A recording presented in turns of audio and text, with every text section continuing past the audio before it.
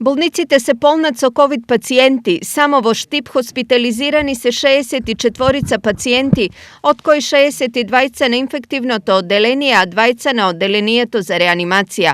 Слободни се само уште 2 кревета, што болничкиот менаџмент повторно го принудува на итна реорганизација. Денеска повторно го ставивме во функција одделот за кожни болести, кој во претходниот период беше ковид центар.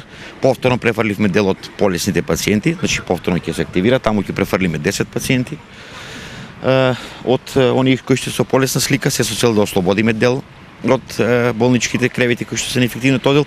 Во координација сме и со Кочанската болница, бидејќи таму пред неколку дена ја ставија функција модуларната болница, да дел од пациентите од истокот бидат препраќани таму, а само оние со потешка клиничка слика и во договор со нашите инфектолози да бидат преземени овде. Од пред 2 дена во функција е ставен и ковид центарот во Кочани, кој со капацитет од 30 легла и половината веќе се исполнети. Значи од 15-11 со така малку поозбилна клиничка слика на оксигенска вода.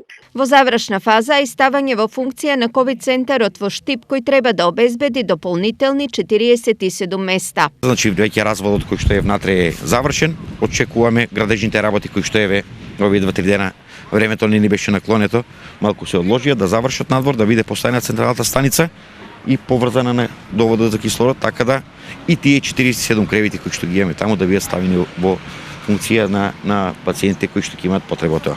Според последниот неделен извештај на Институтот за јавно здравје, изминатите 7 дена, позитивните случаи на COVID-19 се зголемени за 26,4, а смртноста за 22,5%. Во моментов, заклучно со вчерашниот ден, бројот на позитивни случаи во источниот регион се искачи на 836.